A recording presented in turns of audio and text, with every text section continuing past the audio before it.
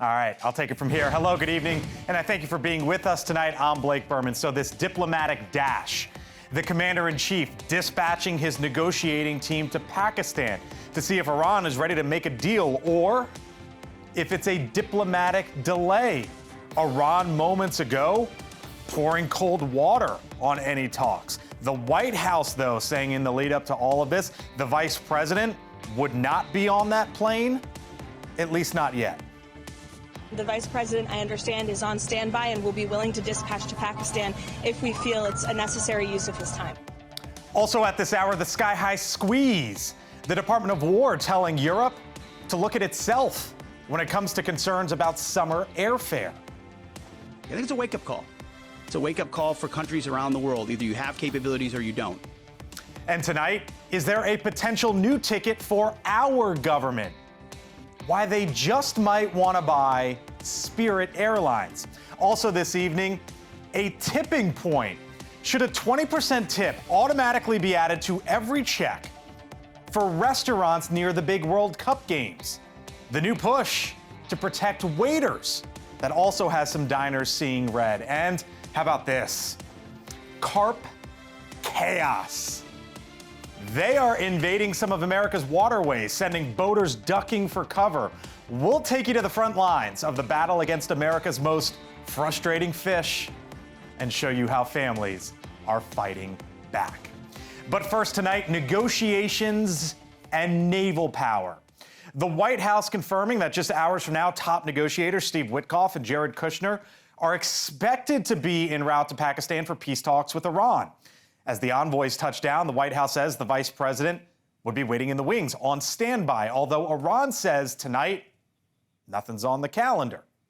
While possible diplomacy plays out on land, the U.S. military arming up at sea. Central Command confirming that 3 American aircraft carriers now, the Ford, the Bush, and the Lincoln, all operating in Middle East waters tonight. And that is a historic show of force, not seen in the region since the start of the Iraq War in 2003. The Secretary of War says the blockade is expanding tonight with what the administration is describing as Operation Economic Fury. Not only is the blockade growing, in fact, a second aircraft carrier will join the blockade in just a few days, but this growing blockade is also gone global. Ambassador John Bolton with us in moments. Joe Khalil on the ground once again for us in the Middle East. But first, over to the White House and our Kelly Meyer. Kelly, the White House had said all day, Jared Kushner, Steve Witkoff going to Pakistan just hours from now. But just within the last few minutes here, Iran, I don't know, suggesting something different maybe? Yeah, that's right. We just saw and heard this from the Iranian Foreign Ministry spokesman saying, quote, no meeting is planned to take place between Iran and the U.S. That's what we just heard really moments ago from that side. They say Iran's observations would be conveyed to the Pakistani officials that are involved. So President Trump, although he's saying tonight that Iran plans to make an offer aimed at satisfying the White House demands, while Iran is saying talks with the U.S. aren't on the calendar here. So we know the president is sending his special envoy, Steve Witkoff, and son-in-law Jared Kushner back to Pakistan to meet with the mediators, but not the vice president. J.D. Vance, who was part of the first round of negotiations, staying behind, but on standby, as you mentioned, in case he is needed. Here's what the White House press secretary told us today. The president has decided to dispatch Special Envoy Witkoff and Jared Kushner back to Islamabad. The Iranians want to talk. They want to talk in person. And so the president is, as I've said many, many times to all of you, always willing to give diplomacy a chance. Iran's foreign minister arriving today in Islamabad to meet with senior Pakistani officials to discuss ongoing, quote, efforts for regional peace and stability. No word on any set time to meet with U.S. officials. And President Trump has said he isn't in a rush to make a deal, but he does seem eager to see Iran come to the table here. Blake. Kelly Meyer over at 1600 tonight. Kelly, thank you. Out to the region now. Our Joe Khalil live for us once again on the ground this evening. Joe? Yeah, Blake, and as those potential talks happen or not, what's really pressing in the background, this point of tension, is, again, this control over the Strait of Hormuz and this push and pull from the United States and from Iran. Take a listen to what Secretary Hegseth said this morning. No one sails from the Strait of Hormuz to anywhere in the world without the permission of the United States Navy. To the regime in Tehran, the blockade is tightening by the hour. We are in control, nothing in, nothing out. He also said that the U.S. blockade is responsible for turning back 34 ships so far. Blake, the U.S. military seized 3 of those as well. But he acknowledged the reporting that even as the blockade continues, Iran potentially still dropping mines in the Strait. Also talked about how it very well may be that 6-month period. He didn't specifically confirm that, but also didn't deny that time frame. And Iran, remember, is also trying to flex its muscle. Most of its navy has been sunk, but those smaller IRGC boats, they are still using to seize some ships to open fire on others. Meantime, here in the region, Blake, the Qatari emir spoke with President Trump, urging him, according to the Qatari readout of the call, to push forward with peace talks in Pakistan. Blake. Joe Khalil, live for us tonight. Joe, thank you. So the USS George H.W. Bush brings a new level of American firepower to the theater. In addition to the jets, drones, and military choppers aboard the carrier, it comes complete with the Locust Weapons System, an acronym for Laser Optical Counter UAS System for tactical use. It's another way of saying the latest laser technology to detect, track, and take out small enemy drones. That now in theater. Back with us once again, Ambassador John Bolton, former National Security Advisor in the first Trump administration. Ambassador, nice to see you. I'll get to the Bush here in a second, but I wonder what you make of the news coming out. You never obviously know what to believe from Iran and what they have to say, but we heard the press secretary say today Iran wants to talk, and then just moments ago the spokesperson over at the foreign ministry says not on the schedule. What do you think's going on?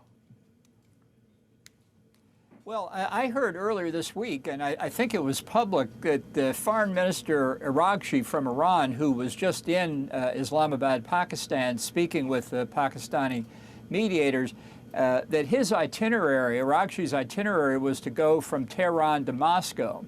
And there was a lot of speculation about what he would be talking to the Russians about. It could be to try and revive aspects of the 2015 Obama nuclear deal. But in any event, that Araghchi would certainly be in Islamabad, but then had other places to go. So when I heard earlier today that Kushner and Witkoff were going to Pakistan, my first thought was, well, maybe Araghchi has canceled his trip to Moscow, but maybe he decided to go anyway. You think they end up getting aboard tomorrow? I mean, look, like the White House said at least earlier today that this is happening. So I wonder what you think happens here in the upcoming 48 hours. Well, obviously they'll try and clarify. It's a long way to Pakistan. I mean, I've visited many times. I wouldn't mind visiting again. Not that I expect to get a call, but it's certainly a long way to go not to do anything. Here was the press secretary earlier today, because it is Steve Witkoff, the president's envoy, and Jared Kushner, of course, the president's son-in-law and advisor to the president, on why the vice president isn't necessarily going, given that he went the first time, and then we'll pick it up. The Vice President, the Secretary of State, will be waiting here in the United States for updates, and the Vice President, I understand, is on standby and will be willing to dispatch to Pakistan if we feel it's a necessary use of his time. What does that signal to you, Ambassador? That nobody knows what's going on. My position is I think it was a mistake to send Vance the first time. I don't think you use the Vice President unless you're almost at closure and for some reason the President can't go. This is a job for the Secretary of State, not for Vance and not for outside volunteers. So, but in any event, to say he's on standby as if somebody thinks that they're on the cusp of a deal, they're nowhere close to a deal. Why do you believe that? Because there are too many issues on which they're too far apart, not just the nuclear issue, but have we given up on the threat of terrorism emanating from Iran? Do we have an answer for the Strait of Hormuz? I mean, to hold the ceasefire open indefinitely in hopes of solving a piece of the problem with this regime really gives the regime time to get up off its back, to recover, regroup, and get ready for the next phase. I mean, the whole thing is a blessing for Iran, I think, and a mistake for the United States. You say a blessing for Iran and a mistake for the United States, though. The Secretary of War saying today, the regime in Tehran, the blockade is tightening by the hour. And it seems as if, Ambassador, that the Iranians are losing hundreds of millions a day by not being able to get their oil out. They're bringing in a new ship to try to take 2 million barrels of oil off of Karg Island and to hold it because you can't just shut down the oil pumps. So is it indeed the case that this economic blockade that's tightening there in the region is working? It seems to be the case. Well, if you had been bombed incessantly for 6 straight weeks, how would you feel about 2 weeks off being bombed? If I were the Iranian regime, I'd be feeling pretty good about that. And by the way, not only is Iranian oil not getting out into global markets, neither is the oil from our friends, the Gulf Arabs, because the Iranians have effectively closed that side of the strait as well. So on the Gulf front, it's a standoff on commerce, but in terms of relief from the bombing, the disproportionate amount of weaponry we were dropping on Iran compared to what they were dropping on the rest of the Middle East is unbelievably high. And to be free of that in order to find out how to get communications going again, reestablish their government, it just incalculably beneficial to the regime. All right, we'll leave it there. John Bolton back with us once again tonight as the news breaks. Ambassador, thank you very much, as always, for the time. Appreciate it. By the way, U.S. Central Command earlier today, as we heard from the Secretary of War and the Chairman of the Joint Chiefs of Staff, noted what it takes to feed our troops. Combined, the sailors and Marines from the 3 aircraft carrier strike groups that are now in theater, for example, consume over 12,000 eggs every single day when you consider the size and scope of our military this evening. All right, still to come, turbulence ahead. The skyrocketing price of jet fuel about to potentially burn a hole in your pocket. Even the Pentagon noticing. I think it's a wake-up call. It's a wake-up call for countries around the world. Plus, is the government about to buy Spirit Airlines as we take a live look at LAX and SFO out there on the West Coast? There's a real question tonight. Is our government going to buy Spirit and potentially use it for our military? The brand new report about the budget airlines. Plus, buckle up. Major changes planned for your kid's school bus. Why breathalyzers could soon be on board.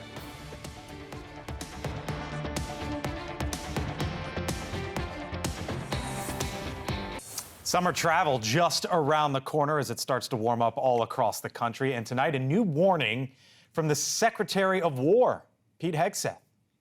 We would welcome a serious European effort to do something about this strait and this passage, considering it's their energy capabilities that are most at stake. I think it's a wake-up call.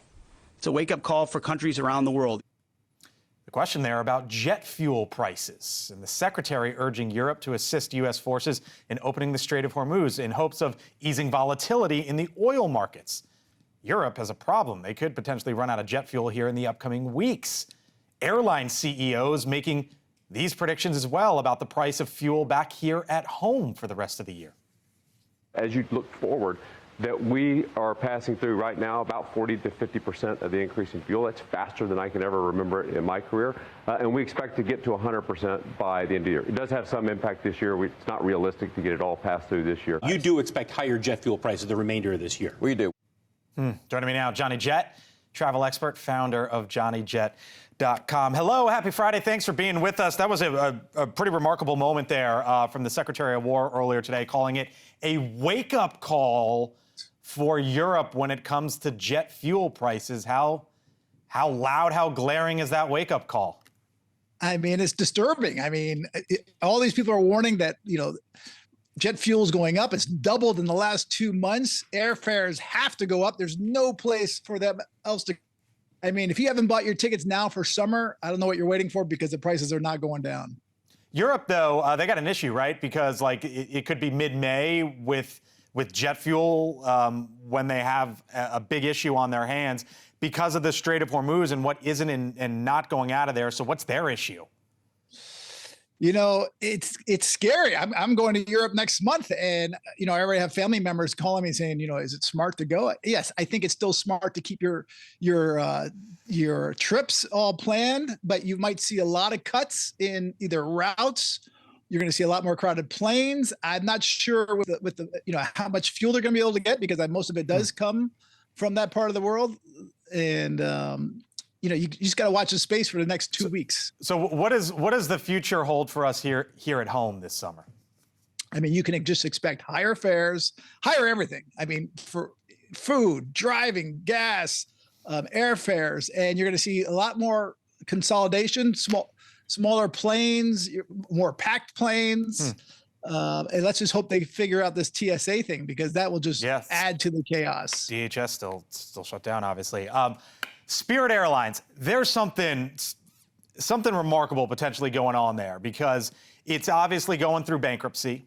It's one of the major budget airlines in America. And the president this week started talking about this idea of maybe the government buying Spirit Airlines. Here he was. I'd love to be able to save those jobs. I'd love to be able to save an airline. I like having a lot of airlines. So it's competitive. So we are looking at Spirit. If we could get it for the right price, I'd do it to save the jobs. All right, so that's the argument from the president. The Wall Street Journal op-ed board today called it a dispiriting airline bailout. They say there's no economic justification for the government to save Spirit Airlines. So that's both sides of the coins there. But here's what caught my attention, Johnny. CBS News is reporting tonight that the president might invoke the Defense Production Act, and that would allow the Pentagon to use Spirit's excess capacity for transporting troops, military cargo, or other missions. And it makes me wonder if that's the play here.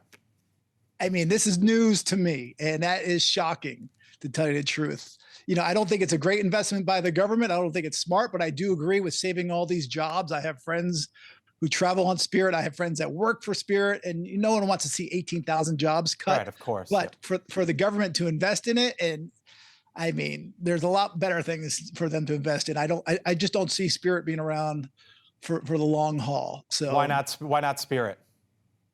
You know, they just had too many problems. They've gone through, how many bankruptcies have they gone through? They're in bankruptcy right now. I think they will consolidate. I think another airline will come in and buy them. Yeah. So are the assets there? Is it potentially that it's the assets to maybe help the military? Like this is a report that just dropped and who knows, but you hear the president there expressing the interest. I honestly, I can't comment on that because I do not know. It's mind-boggling, to tell you the truth. All right. It's a wild time in aviation, no doubt about it. Johnny Jett with us tonight. Thank you, sir. Enjoy the weekend. Appreciate it. You too. All right. There's going to be a lot of fans, a lot of tourists getting on planes, or at least planning to come here for the World Cup in a couple months this summer. How about this question? To tip or not to tip? And here's why we ask it. Some World Cup fans, they might not have any say at all. Some restaurants from around the country say, you know what? We're going to impose a tip at our restaurants no matter what. The reason why they are doing that and where it is happening are Marcus Espinosa explaining what's going on in a lot of major American cities and for a lot of folks, waiters, waitresses, restaurant owners as well. Bottom of the hour, so we head into the newsroom for the top stories, other side of the break. Coming up on the bottom of the hour here, top story tonight. The White House says its top negotiators Steve Witkoff and Jared Kushner heading to Pakistan for peace talks with Iran. But that country, at least a spokesperson, saying tonight that no meeting with the U.S. is planned. The White House says the vice president will be waiting in the wings on standby. The vice president, I understand, is on standby and will be willing to dispatch to Pakistan if we feel it's a necessary use of his time. Now, while diplomacy potentially plays out on land, the U.S. military arming up at sea. Central Command confirming 3 American aircraft carriers all operating now in the Middle East this evening, something that hasn't been the case since 2003 and the start of the Iraq War. The Secretary of War says the blockade is expanding tonight. Not only is the blockade growing, in fact, a second aircraft carrier will join the blockade in just a few days, but this growing blockade is also gone global. The Pentagon says 34 ships have now been turned around so far because of the U.S. blockade. Devastating scene coming in from our Oklahoma affiliate KFOR, reporting on a massive tornado that swept through a small town 100 miles north of Oklahoma City. At least 40 homes damaged. Would you look at that? Thankfully, though, no one died in those storms. The National Weather Service saying the tornado was on the ground for somewhere in the area of 30 to 40 minutes. Forecasters say there is a chance for more severe weather in the region again tonight. From our affiliate WOWK in West Virginia, big changes could be coming to your child's school bus. The National Transportation Safety Board now recommending that all new buses be equipped with alcohol detection systems that would prevent drunk driving. It comes after a 2024 crash in West Virginia, where investigators say the driver was at more than twice the legal limit. Multiple children were injured when he lost control of the bus. For now, it's only a recommendation from the NTSB. Well, how about this from our affiliate in Bangor, Maine? The governor, Janet Mills, making an announcement today that caught a whole lot of folks in her state and across the country off guard, involving data centers. She vetoed what would have been a first-of-its-kind bill to pause construction on new data centers.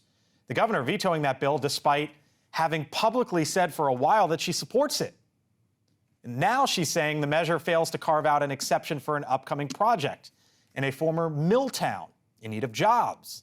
The debate over power usage and energy costs tied to data centers impacting local communities across America and in Maine as well. Joining me now, State Representative David Boyer, back with us once again. David, we spoke to you last week about all this. Thanks for joining us again tonight. I suspect you didn't think you'd be back here because this was passed in Maine. It was bipartisan. Republicans, Democrats. It was expected the governor was going to veto it. What happened? Or sign it, I mean. What happened? Yeah, a handful of Republicans and Democrats thought this was a good idea to put just a simply 18-month moratorium on these data centers. And, frankly, a lot of folks thought she would sign the bill. There was an amendment for that carve out for Jay, and it got voted down pretty handedly by Republicans and Democrats because there's Republicans that felt, look, there's other projects in other communities. Why should this one town get this carve out?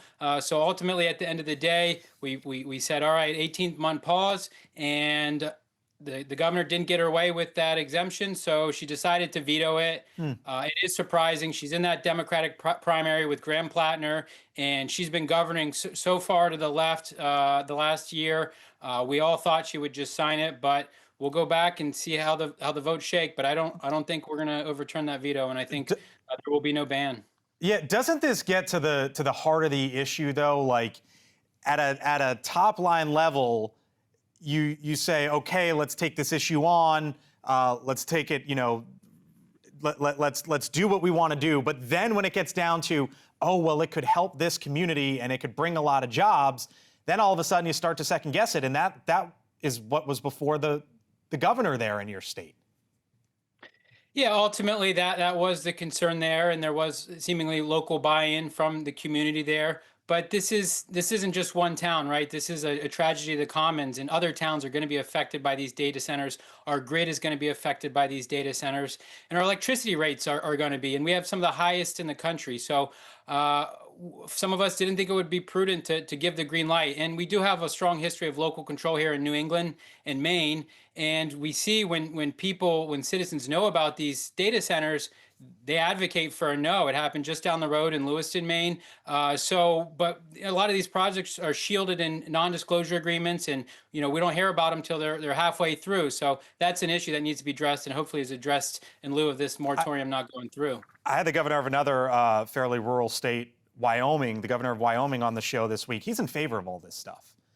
And the argument there is jobs, which is what your governor is essentially vouching for now. So what would you say to the folks in the town of Jay, where I believe it was about 800 jobs, now tonight might be wondering what comes next?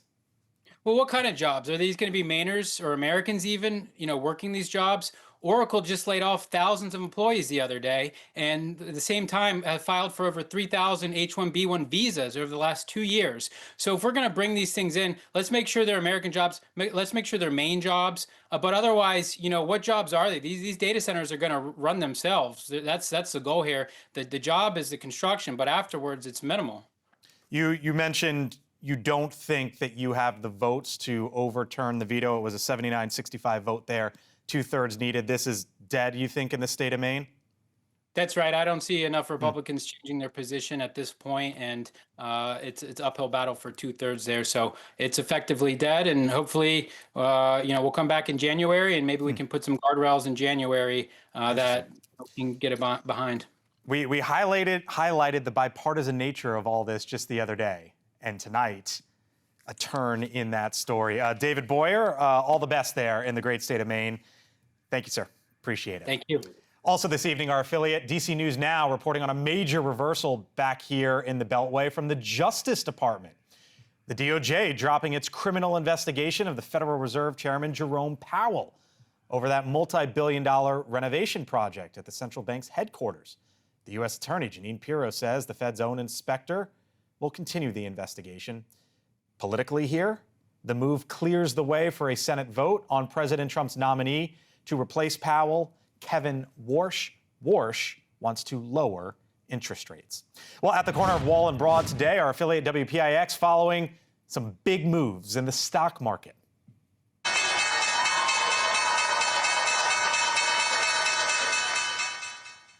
How about this for a Friday evening? The S&P 500 and the NASDAQ both closing at record highs today. The NASDAQ up more than 1.5%. The S&P 500 almost up a full point. The Dow Jones Industrial Average down slightly to close the week, but two record highs as we head on in to the weekend. Pix 11, we stay there in New York, reporting on new video showing the moment a New York City council member was thrown to the ground during a protest. The council member protesting the eviction of one of its constituents in Brooklyn over a property dispute.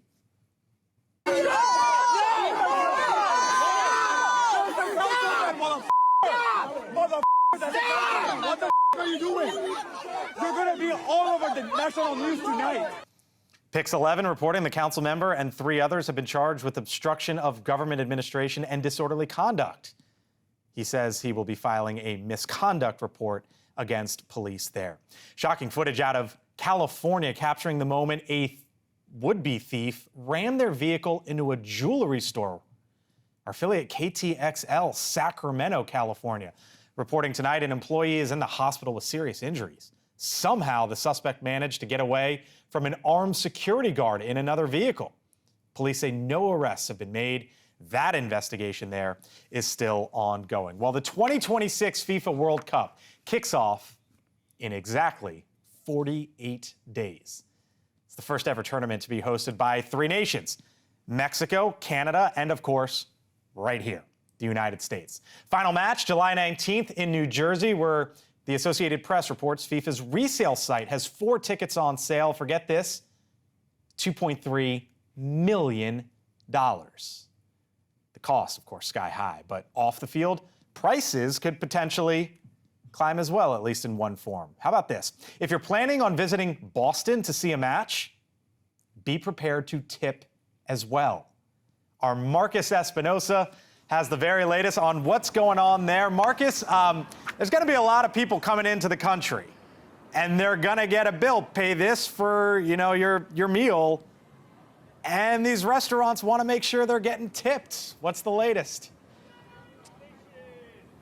Hey, Blake, good evening. Yeah, I can't believe that number, $2.3 million for just a single ticket there. And then you think about the fact that quite literally, Blake, millions of people will be crossing a border to come here for the 2026 FIFA World Cup. And of course, cultures are going to clash and get along and learn about one another as well. And I think when you get people from overseas in Europe and they arrive to a restaurant here in America, that tipping culture here might be a shock for them. So restaurants are a little bit worried about their workers and their tips, of course. So one city in particular, Boston, they may have a mandate where they're going to put a 20% minimum tip automatically on the bill. This is because simply, not because that Europeans or anybody else traveling over for the World Cup don't want to tip these workers. They simply aren't used to that custom. But I also spoke with a restaurant owner in Philly. That's another host city. And he says it's not quite the right way to go about this. Take a listen. You're going to have a lot of disgruntled people, again, especially those that come from a culture that they just don't tip and they don't understand. They're not going to be happy about it.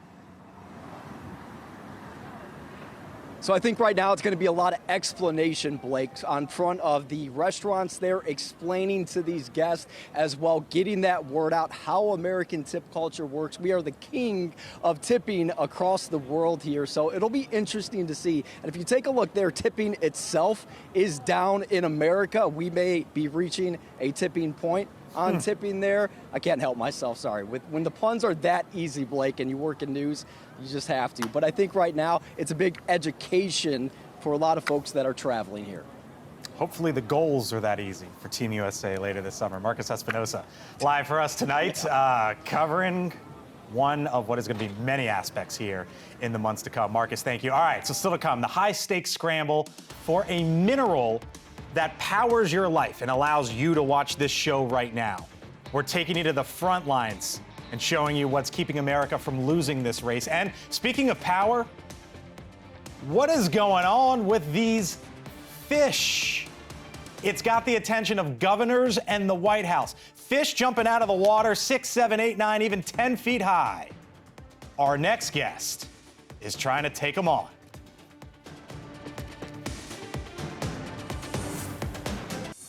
A warning tonight from analysts that the U.S. is lacking a key material that powers everything from the TV that you're watching us on to the phone in your pocket or in your hand right now.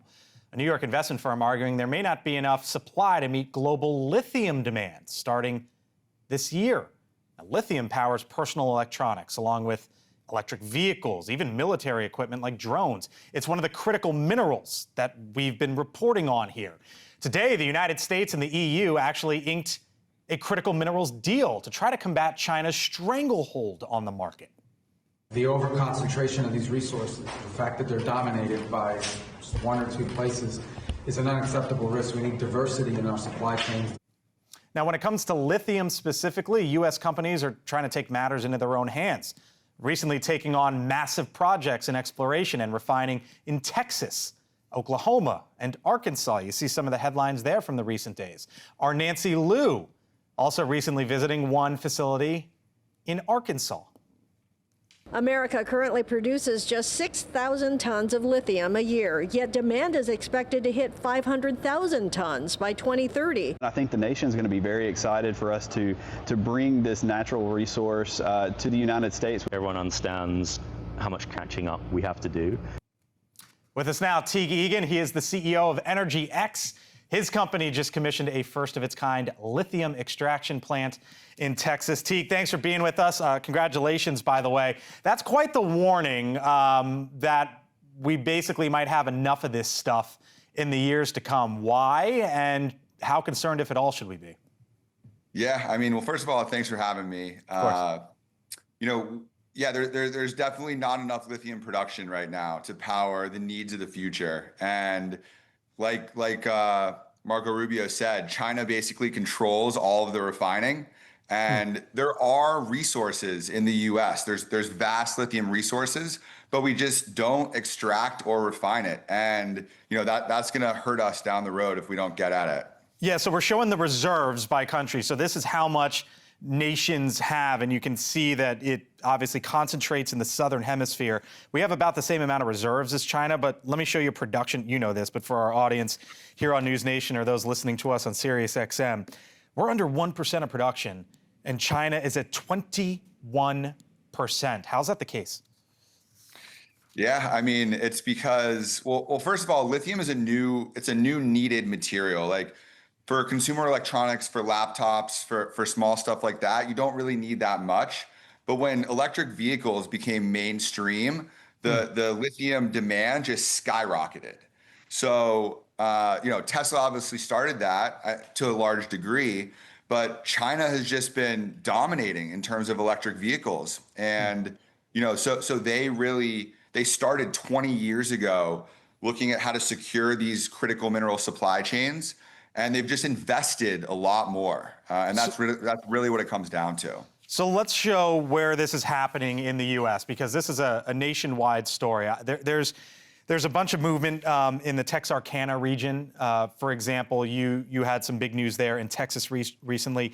You also can move out west into Nevada and to parts of Arizona as well. What's happening across America right now, whether it be Texas, Oklahoma, Arkansas, and beyond? Companies are developing projects, but to develop a mining project, it's not an overnight thing. This is a long. You can't just get it out of the ground in a few moments. It doesn't happen like that. Okay. But typically developing a mining project takes anywhere from 8 to 15 years, and that's partially because of technology, but a large part in terms of permitting and financing. And China has two of those three things just lockstep. They finance their projects and they permit their projects extremely quickly. There's no opposition. So in the US, we really need to get over those hurdles of permitting in a much more expedited fashion and backing these projects because we need these critical minerals. So, we're in Texas in the Smackover region, which is Texas and Arkansas. Right. There are other good projects out in California, Utah, Nevada. But the Smackover is the best lithium deposit in the United States. And so that's where we're investing. And we're on track to build the biggest lithium plant. Well, we already commissioned the biggest direct lithium extraction plant in the United States. But that's only 250 tons. And that's our demo to prove that we can go build a 50,000 ton plant. Wow. He's on the front lines. Obviously an issue. The Secretary of State talking about it today, a warning this week that we need to do something about it. T. Geoghegan, all the best. Best of luck going forward. Thank you, sir. Thanks, Blake. All right, still to come. How about this? Fish fight. Battered and bruised American fishermen now turning to helmets after being knocked out by flying fish. What is going on the Illinois River, and why the White House and governor's mansions are looking at that and saying, you know what? We got to do something. The front lines when we return. So you know about fly fishing, right? But what about flying fish? Carp jumping out of the water as boaters ride by, forcing people to wear helmets and use nets to defend themselves in some cases. This is the invasive Asian carp. It's wreaking havoc on America's rivers and lakes, threatening local fishing industries and their ecosystems. Now, the fish can jump as high as 10 feet in the air. We've got video, you'll see it, hitting boaters in the face, causing injuries on the water. The species brought to the U.S. in the 1970s to try to control algae, but they've spread to the Mississippi River, now threatening as well the Great Lakes. And there is a major effort to get the fish under control. It even made its way to the White House. In Illinois, the governor, J.B. Pritzker, calling it a, quote, existential threat. Carp hunter on the front lines of the battle, Captain Nate Wallach, with us tonight. I've got a million questions for you. Not enough time. Not enough time. Tell me what's going on there. So I've been bow fishing for these, run a bow fishing operation, Peoria Carp Hunters, for about 15 years now. And I take clients out in that custom boat you just showed earlier, and we shoot these fish out of the air with bows and arrows. I wish I could say we were knocking down the population, but a couple of 100 pounds each time isn't doing it. You got to commercial fish these things to get them out. You can't poison the river systems. And as far as the Chicago canals go, you can't shut that down either because too much money flows through it. So it's kind of a bad situation.